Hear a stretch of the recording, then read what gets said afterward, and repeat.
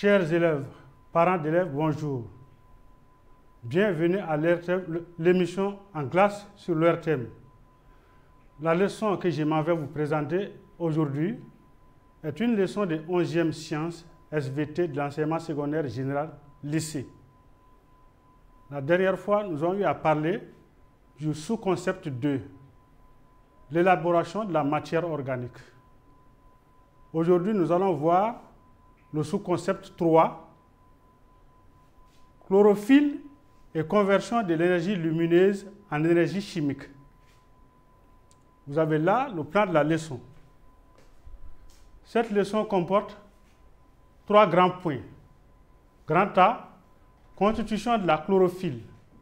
Grand B, chlorophylle et lumière.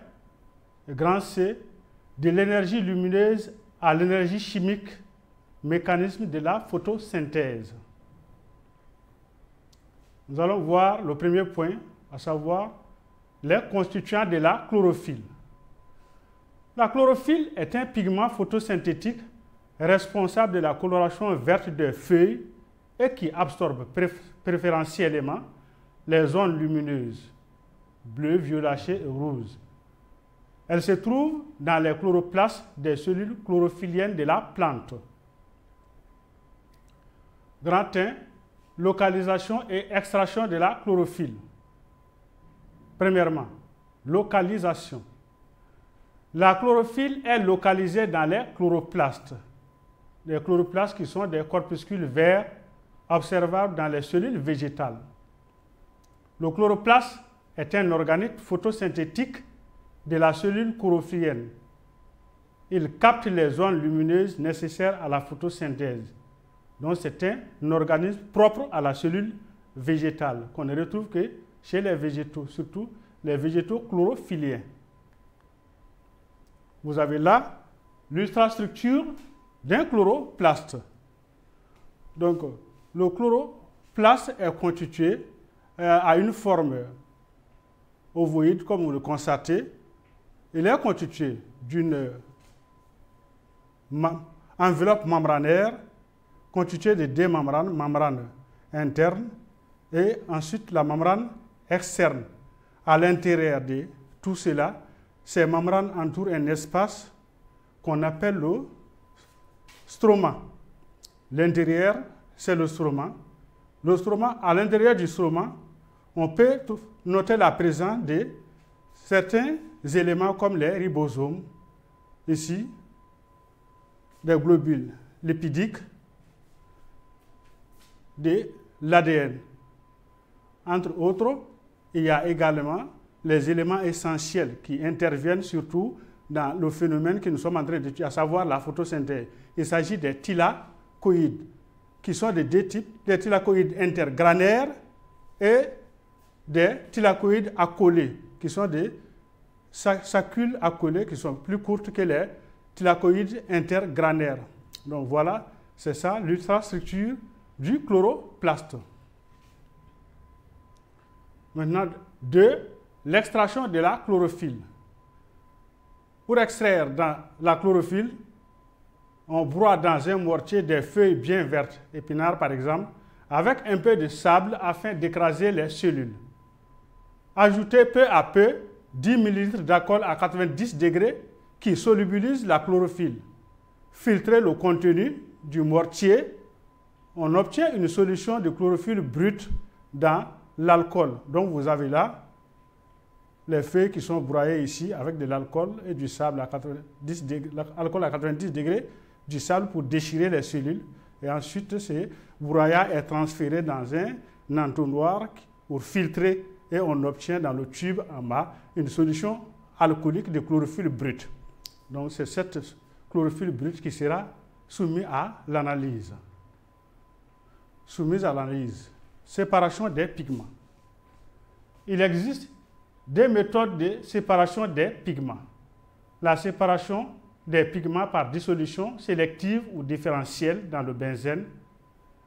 La séparation par chromatographie. A. Séparation des pigments par dissolution sélective ou différentielle dans le benzène. Nous avons là 3 tubes à essai. Le premier, le tube A, qui contient de la chlorophylle brute, quelques centimètres cubes de solution de chlorophylle brute dans de l'alcool concentré à 90 degrés. Ça fait une solution homogène. B, le benzène étant miscible à l'alcool concentré, on a ajouté 1 cm3 de benzène dans le contenu de la solution B. Et ça donne de l'alcool et du benzène. Le benzène étant miscible à l'alcool concentré, le mélange est homogène. Donc maintenant, en C et D, le benzène, on laisse goûter quelques gouttes d'eau dans la solution. Maintenant, le benzène n'étant pas miscible à l'alcool dilué, il se sépare de lui, entraînant les pigments verts plus solubles dans le benzène que dans l'alcool et forme la couche supérieure qui est constituée qui est une solution benzénique avec de la chlorophylle. En bas, l'alcool plus dense contient d'autres pigments, les pigments jaunes. Ils sont de la chlorophylle et de la xanthophylle et du carotène. Donc, on obtient 2 couches. La partie supérieure, c'est la solution benzénique avec de la chlorophylle. Et en bas, la partie inférieure jaune est de l'alcool, une solution alcoolique avec des pigments comme la xanthophylle et le carotène. Donc, c'est une méthode simple pour montrer l'existence de plusieurs pigments chlorophylliens. B, la séparation par chromatographie. Cette méthode utilise une grande éprouvette munie d'un bouchon dans lequel coulisse un fil métallique recourbé en crochet. On dispose d'un mélange de solvant et d'un papier à filtration lente, bande de 2,5 cm, d'un fragment de feuille d'environ 5 mm de diamètre. On dépose à l'extrémité du papier, en bas, on dépose, vous voyez, la chlorophylle brute ici. Donc, on dépose à l'extrémité du papier une tâche à analyser, par exemple, par dépôt successif de la solution brute de chlorophylle. Alors, le papier de Whatman étant un papier à filtration lente, le solvant est là et à partir de là, donc, les pigments chlorophylliens seront séparés. Et c'est ce que nous allons voir avec la suite. Maintenant, le résultat est là.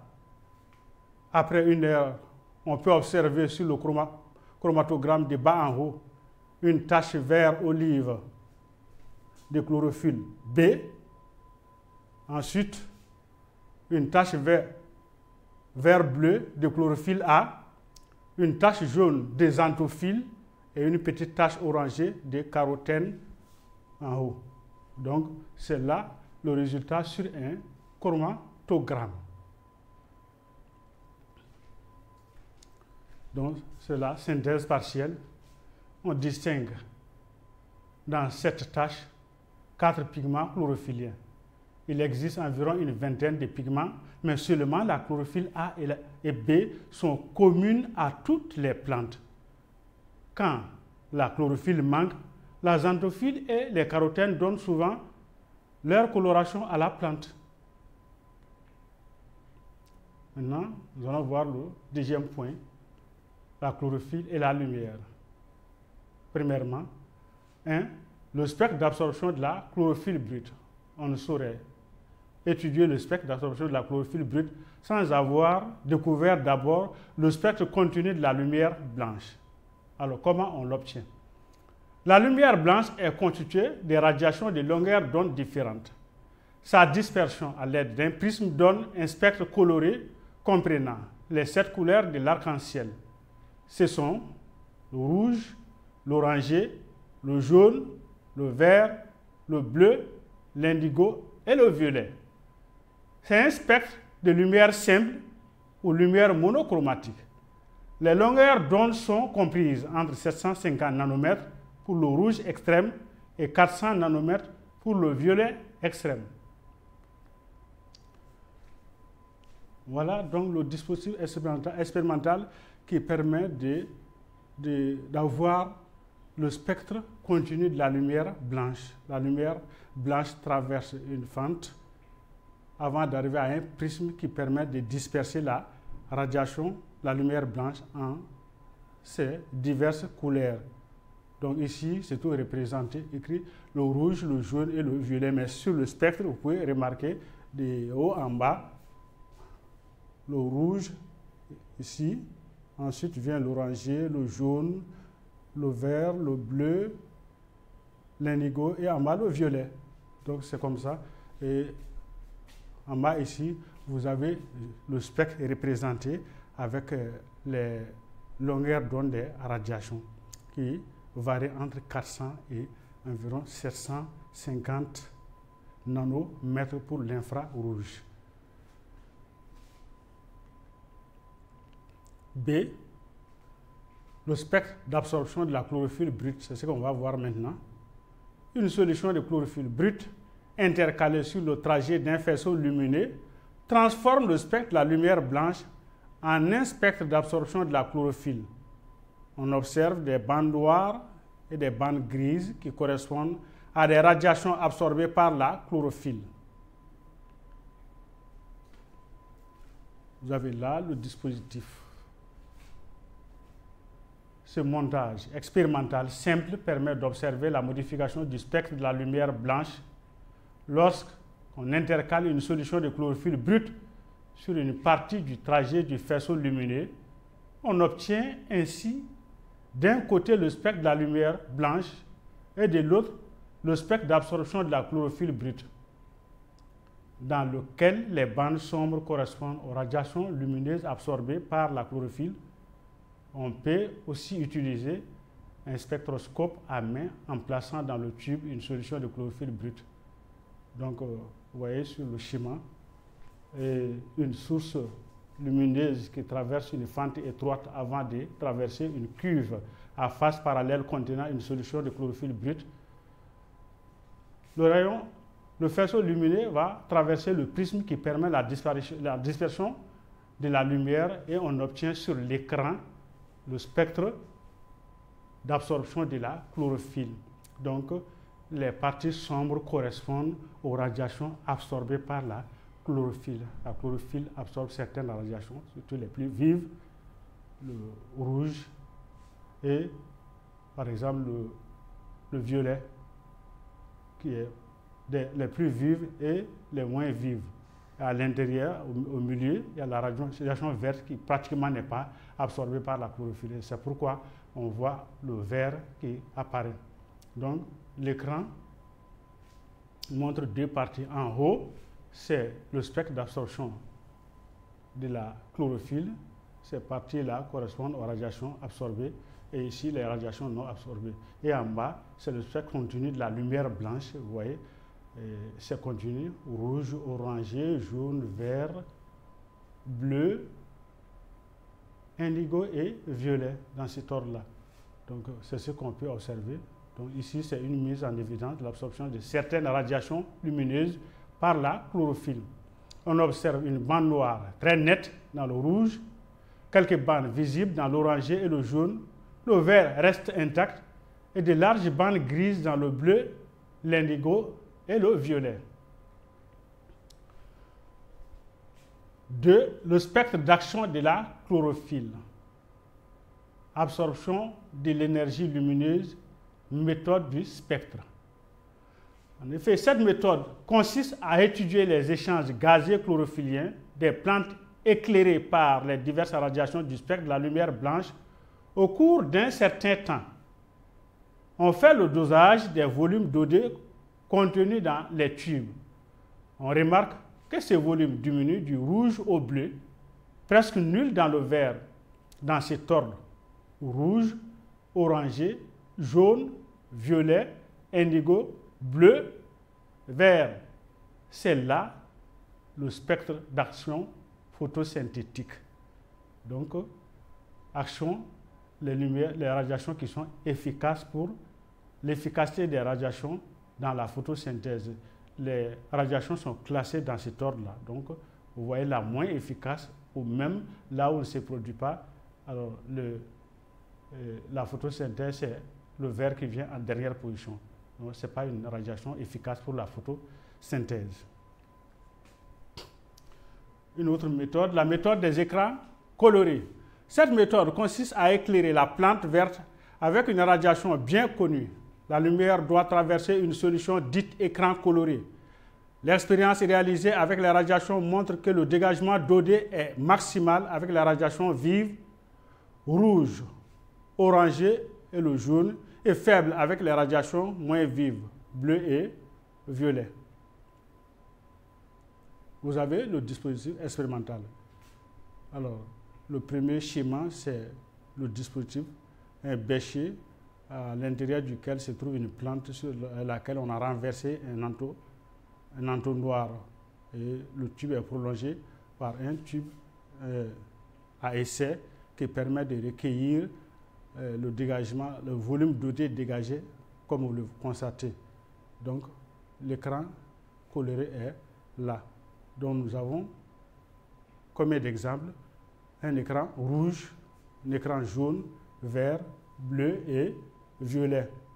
Et vous observez, regardez, le dégagement d'eau est assez très important ici, assez important dans le jaune.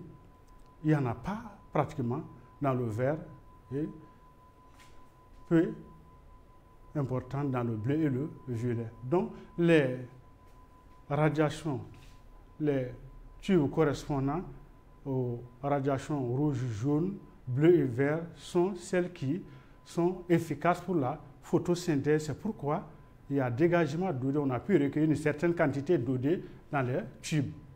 Donc l'expérience en bas confirme les résultats de l'expérience d'en haut. Donc vous voyez encore, la plante est éclairée par une radiation rouge et le volume d'eau dégagé ici prélevé est important, relativement important dans l'oranger, et le vert pratiquement il n'y en a pas. Il n'y a pas de dégagement d'eau. Maintenant le bleu et le violet laissent recueillir quelques quantités de dégagement d'eau. Donc c'est l'intensité de la photosynthèse qui est estimée à partir du dégagement, du dosage d'eau dans les tubes à essai renversé. Donc, sous forme de synthèse, les expériences précédentes ont montré que les radiations absorbées par la chlorophylle sont aussi celles qui sont efficaces pour la photosynthèse. On parle de spectre d'action photosynthétique au spectre d'action de la chlorophylle. Rouge, orangé, jaune, violet, indigo, bleu et vert. Ça vient dans le même ordre qu'on avait vu précédemment avec le spectre d'absorption de la chlorophylle. Le vert vient en dernière position. C'était la radiation qui n'était pas absorbée. Là également, le vert est en dernière position. La radiation qui ne laisse pas avoir un dégagement d'eau. Le spectre d'action de la chlorophylle se superpose alors au spectre d'absorption de la chlorophylle. Donc maintenant, vous avez ici des courbes. Une première à gauche, absorption de la lumière en fonction des radiations. Les longueurs d'onde des radiations sont là, 400 à 760 nanomètres, allant du violet au rouge. Donc, à droite, c'est le dégagement d'eau ou alors l'intensité de la photosynthèse en fonction des mêmes radiations. Donc, la courbe verte est le spectre d'absorption de l'algue. Et la courbe rouge, c'est le spectre d'action ou bien d'intensité de la photosynthèse. Spectre d'action, le dégagement d'eau, il représente ici l'intensité de la photosynthèse. Donc, qu'est-ce qu'on remarque? Les deux courbes se suivent, ont la même allure, sont superposables, comme pour dire que les radiations qui sont les mieux absorbées sont également celles qui sont efficaces pour la photosynthèse. Donc, c'est un spectre d'action et de spectre d'absorption d'une algue verte lors de la photosynthèse. Maintenant, synthèse partielle. Les expériences ont montré que la lumière est absorbée par la chlorophylle, que les radiations fortement énergétiques, rouge, orangé, jaune, sont fortement absorbées par la chlorophylle. Les radiations moins vives sont les moins absorbés et correspondent à des minima d'échanges gazeux chlorophylliens. C'est le troisième point. De l'énergie lumineuse à l'énergie chimique, mécanisme de la photosynthèse. La synthèse de l'amidon, photosynthèse et les échanges gazeux chlorophylliens sont deux phénomènes qui exigent les mêmes facteurs, à savoir lumière, CO2 et chlorophylle. Les deux constituant la même fonction, la fonction chlorophyllienne ou assimilation chlorophyllienne. C'est l'intégration du CO2 par les plantes vertes sous forme de constituants organiques en présence de lumière. Maintenant, nous allons voir les réactions qui conduisent à cette synthèse. Les réactions qui conduisent aux glucides sont fortement endothermiques et nécessitent alors l'apport d'énergie. Cette énergie est fournie par la lumière et les réactions sont de deux types. Les réactions lumineuses ou réactions photochimiques et les réactions chimiques ou sombres. A. La phase photochimique. La phase photochimique, aussi appelée phase claire, se déroule en présence de lumière. Elle a lieu dans la membrane des thylakoïdes, structure membranaire au sein des chloroplastes. Elle nécessite de l'énergie lumineuse captée par la chlorophylle, de l'eau absorbée par les racines, de l'ADP et du phosphate inorganique noté PI, nécessaire à la formation d'ATP. Un oxydant, le NADP, comme transporteur T. La phase claire est caractérisée par l'absorption de la lumière et la photolyse de l'eau. Donc vous avez ici la réaction de photolyse de l'eau. 4H2O, l'eau est dissociée en présence de lumière en 4H+, plus 4OH-. B. La phase sombre ou phase des réactions chimiques est caractérisée par l'ensemble des réactions d'incorporation du CO2. Première réaction, 6CO2 plus 2, 4H, issu de la photolyse de l'eau, donne C6H12O6. Qu'est-ce que c'est? C'est un glucide, le glucose. C6H12O6 plus H2O. Deuxième réaction partielle, 4OH-, toujours de la photolyse de l'eau, plus de l'eau encore, H2O, donne 2H2O plus OD qui se dégage. C'est pourquoi il y a la photosynthèse se caractérise par un dégagement d'eau, de dioxygène. Donc, en récapitulant, nous avons NCO2 plus NH2O en présence de lumière et grâce à la chlorophylle donne NCHOH plus NO2. NCHOH, c'est ici, CHOH, c'est comme ici. C, N, H2N, ON, comme C6, H12, 2 fois 6, 12, O6. Donc, c'est encore la formule brute générale des glucides. Donc, CHOH, c'est les premières substances synthétisées, à savoir les glucides, plus NO2 qui se dégage. C'est le mécanisme de la photosynthèse. Les plantes vertes sous l'action de la lumière, le CO2 atmosphérique, l'eau puisée dans le sol font la synthèse des glucides. Donc vous avez ici le mécanisme de ce qui se passe au niveau de la feuille. Ça veut dire que la feuille est réellement le centre de synthèse des substances organiques. Commençons en bas par la matière première, eau et sels minéraux. L'eau et le sels minéraux constituent la matière première de la synthèse. Ensuite, il y a les facteurs. Premier facteur, CO2, énergie lumineuse fournie par la lumière solaire et la chlorophylle qui se trouve dans la feuille. Voilà les conditions de la photosynthèse. Et maintenant, les réactions photochimiques. En haut, système photochimique de conversion de l'énergie lumineuse en énergie chimique. C'est la phase claire qui aboutit à la formation des transporteurs réduits TH+2 et une photophosphorylation qui aboutit à la formation de l'énergie ATP. Donc, maintenant, en bas, nous avons le système, c'est-à-dire les réactions chimiques ou dites sombres. Système chimique de réduction du CO2 et de production de substances organiques. Donc, ça c'est la phase sombre, ça c'est la phase claire. La phase sombre vient d'utiliser THD et ATP, issus formés en phase claire.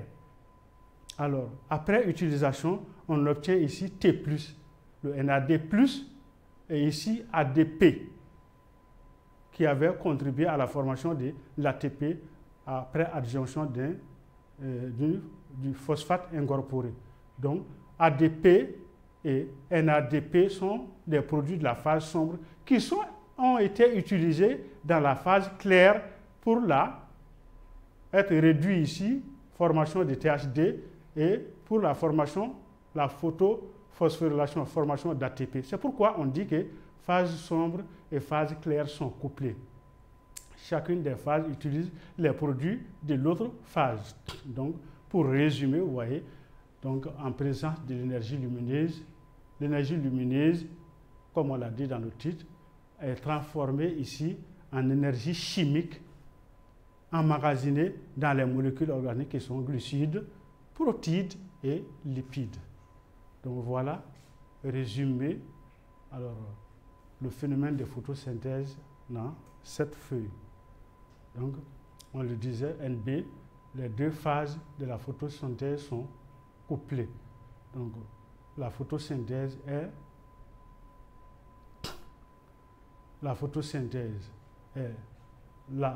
l'incorporation du CO2 par les plantes vertes en présence de lumière et de CO2 pour donner des substances organiques comme les glucides, les protides et les lipides. C'est ce phénomène qui rend les plantes vertes, les plantes chlorophylliennes, autotrophes, capables de se nourrir soi-même indépendamment de tout autre être vivant. Maintenant, on arrive à la conclusion. Une plante verte utilise comme aliment du CO2 et l'eau. Comme source d'énergie, l'énergie lumineuse fabrique des glucides et libère de l'oxygène. Maintenant, l'évaluation. Grand A, question à réponse unique et courte. 1. Quelle est l'origine du dioxygène dégagé au cours de la photosynthèse? 2. Quelle est l'origine de l'ATP dans le chloroplaste?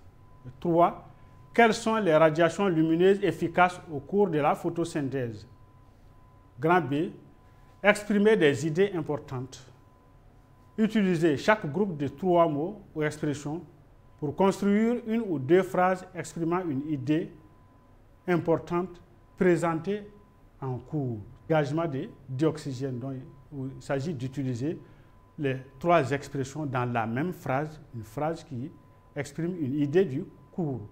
2. Longueur d'onde, spectre d'action, spectre d'absorption. Donc vous avez à faire pour chacune des questions une ou deux phrases. Des phrases importantes et qui expriment des idées importantes pour le cours. Je vous remercie.